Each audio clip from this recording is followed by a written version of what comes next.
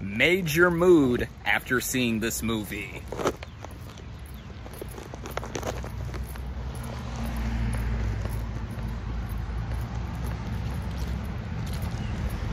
What is up, everybody? RandomRandomMan here, bringing you my review for Spider-Man Across the Spider-Verse.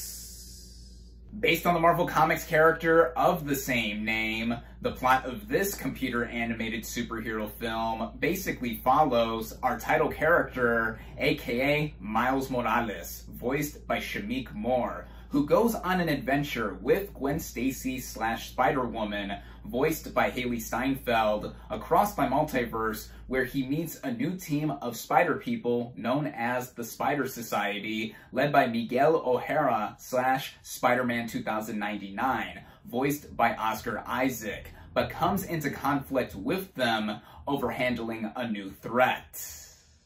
Going into this movie, I was highly anticipating it. This was one of the films I was most looking forward to this year, as with the first Spider-Man Into the Spider-Verse film, this was not only my favorite animated movie from 2018, but it was also my favorite comic book / superhero movie of that year, one of my favorite films, period, from that year, and even a step further, this is my favorite Spider-Man movie ever. And even another step further, one of my favorite comic book / superhero movies of all time. Rewatching it a few days ago to prepare for this sequel further cemented that for me. And as a kid, I was and still am a fan of Spider-Man. Growing up, he was my favorite superhero, and a lot of what this film did further cemented my love, and I generally like the live-action movies, most of them, and just seeing the love and celebration for Spider-Man still going, for him being an everyman of a character, being relatable to just about anyone that either picks up his comics from decades ago or watches him in any form of multimedia. So when it was announced that we were getting a couple of sequels to Into the Spider-Verse, of course, I was looking forward to them a lot. With us having received this first one just now and seeing how the last movie was about 4.5 years ago, a lot of possibilities could be thought up of in terms of progressing the animation and also progressing the story because of the idea of a multiverse, which so many other movie franchises are trying to tackle. But with the introduction of Into the Spider-Verse and what it did there, it was basically one of the more interesting ones in my opinion. Plus, with it having so much visual creativity, it being animated and whatnot, yeah, seeing what could be done here, again, I was really just looking forward to. Luckily for me, I was able to head out and see this thing in theaters where it is only currently available. Starting out with the cast and their vocal performances, we have Shameik Moore as Spider-Man / Miles Morales. Having him as the main character in the first Spider-Verse film was quite an inspired choice because of not only introducing the idea of multiple spider people and the running theme of anyone being able to wear the mask, this is something that continues with his character growing, as this movie takes place over a year after the previous film, and seeing Morales still thriving as Spider-Man while also balancing his personal life, that is the general idea of this character, and Moore voicing the character has a lot of sophistication with him. He's very funny. There's just naturally more to this character this time around, and I've always liked him from the get-go. Same with Spider-Woman / Gwen Stacy, voiced by Hailee Steinfeld. Now, there's actually a lot more of her with how the movie initially begins with more of her backstory than what was previously divulged into with Into the Spider-Verse. And I think that makes her a more well-rounded character, and she is basically almost more of a co-lead with Miles Morales initially. And Steinfeld is stupendous, whether she is in a vocal role like this or in live action. There's a lot of charisma to her, like with Moore. And speaking of Moore, their chemistry together vocally, I buy their camaraderie and friendship that they work off of each other in their different ways of handling things, but also having this just closeness to each other. The other returning players include the likes of Brian Tyree Henry as Miles's cop dad, and Luna Lauren Velez as Miles's nurse mom. With Henry, there was a huge arc in the first movie about the father-son relationship and how he's trying to get through to him, even though he's busy trying to conceal his identity as Spider-Man. More of that is put into here with one moment early on, and then with Velez voicing Miles's mom, there's more of her this time around with this one moment, specifically a heart-to-heart moment between herself and Miles, which I love to see because the parent dynamic that is here with Miles is a big part of the heart of the movie and just has a running flow to it of emotion that permeates throughout the rest of the movie. And these two I thought were great. One of the new players introduced here is Jason Schwartzman voicing the Spot, a villain that he claims Miles inadvertently created once we hear the humorous backstory there. And it's even addressed on a meta level within the movie that he appears at first glance to be a villain of the weak archetype in being a bumbling idiot, not able to handle his own creation or form, but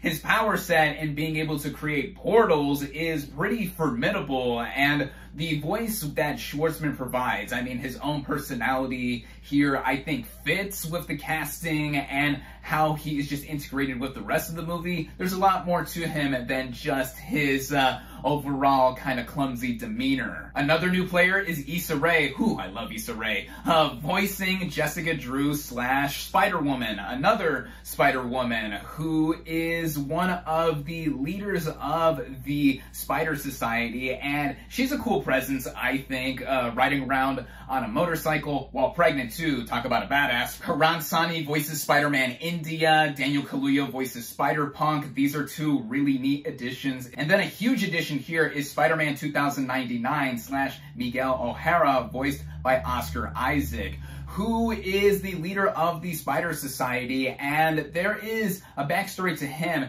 that is partially broken but also partially understandable to how he is in trying to fix this problem that has been created with this movie, or that has been left over from the previous movie going into this one. And Isaac, yeah, just what a class act he is by now. He's one of my favorite actors working in live action, and here with his role, yeah, he just proves to be outstanding. Quick edit here, I totally forgot to mention that Jake Johnson does return to voice Peter B. Parker from the previous movie, and he is a dad now. While he does not have as much to do as he did in Into the Spider-Verse, his words of wisdom that he provided before are back in some form here, even if he gets sidelined at times by Miguel O'Hara. Also, baby Mayday Parker is adorable. And then I also want to mention Shea Wiggum as the voice of George Stacy, the police captain father to Gwen Stacy. He's also part of the whole parent dynamic that I enjoyed with Miles Morales here, but with Gwen Stacy in some of the backstory we get early on with her. And then there's a crap ton of other people. Everyone here, rest assured, vocally, I think across the board do fantastic jobs. Now getting into the writing of this film, a lot of what made that first movie work so well was not just introducing the idea of anyone being able to wear the mask, but also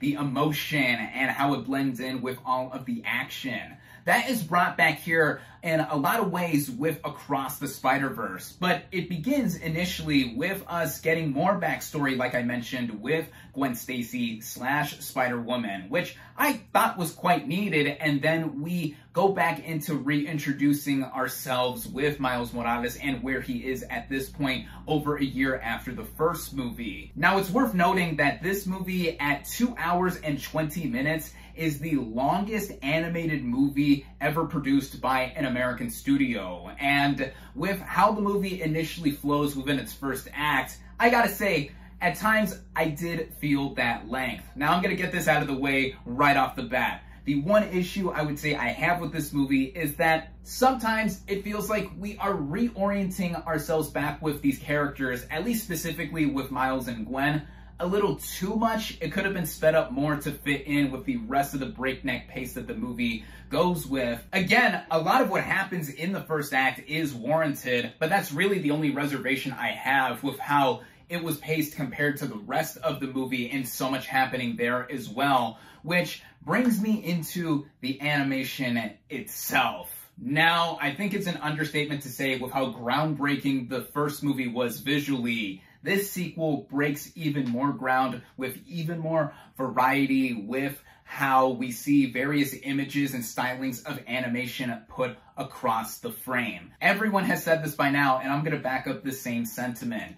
Every frame of this movie could be framed individually. It's like a work of art. This whole movie is a work of art. There are just too many different forms of designs to even count with how each of these characters are shown, whether in 2D, 3D, pop art, anime, even some live action. I won't give away much there. There is so much put together, and even individually when we go into some different universes, they are all so distinct. Like when we go into Gwen Stacy's backstory, it is drenched in a lot of watercolors, which also back up the emotion here and how we further progress in the characters and seeing them all bounce back and forth. That is a lot of what the animation does and coupling it all together. And then going back to some of the writing too, with the further progression of the characters, but also the explanation of the plot and what further develops. In this movie, in the explanation of the multiverse or Spider-Verse, this is the most simple and easy to follow multiverse kind of setup and execution that I've seen, at least further progressed here with this series, as it goes into what is really at stake here. A lot is on the line with how the events of the first movie still permeate within this sequel, and it is up to these characters to try and fix it. And then with each different character's motivations, we see sides, and there is no straight right or wrong answer. There's a lot of gray. We see what each of these characters want to prevent or want to happen. A lot of that. This is deep. It literally dives deeper. It all comes together with that flow in each successive act of this movie, getting even more fast-paced, much more engaging with how there is so much going on screen. A lot of Easter eggs here, so many things to literally pause the movie at, all of the treasures, all of the blink and you'll miss it moments. Yeah, it is almost every Spider-Man fan's wet dream, to say the least. And with how other technical elements of the movie go, the way it is edited, again, in coupling with the animation, whew, what a rush. Also, the music. I'm talking both the soundtrack with songs produced for this movie specifically, and the original score by Daniel Pemberton.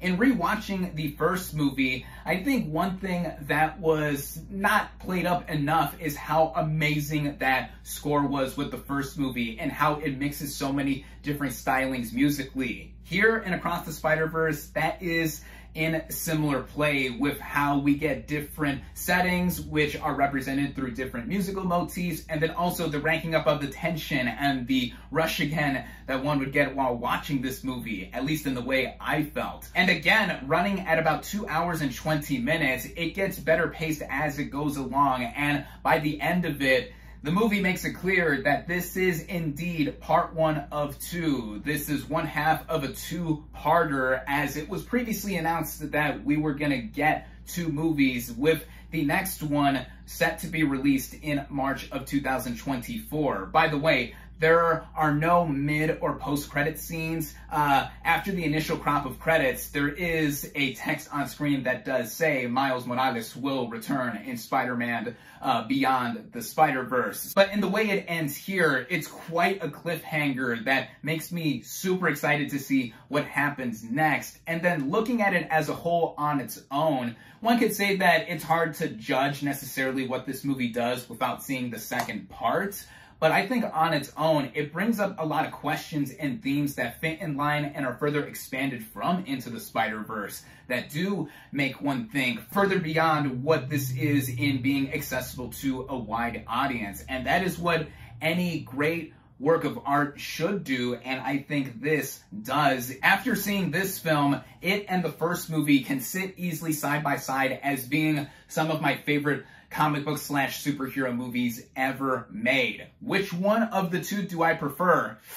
That is hard to say because, again, we are getting Beyond the Spider-Verse next year in March, and I cannot wait to see how it all wraps up, because if the movies continue at the consistency quality-wise that they are now, we could be in for one of the best movie trilogies of all time. As it stands now, though, on its own, as an experience, Spider-Man Across the Spider-Verse is one of the most awesome I've had in a theater in quite a while. And I mean awesome in both, that was awesome in saying it that way, and also awesome in that I was in awe while watching this movie throughout. Any fan of animation, Spider-Man, comic books, superheroes, all of those boxes this movie checks off in appealing to how it also is straight up exhilarating entertainment. If you couldn't already tell, I loved Spider-Man Across the Spider-Verse. This is one of my favorite movies of 2023 thus far. I highly recommend it. My final verdict for Spider-Man Across the Spider-Verse is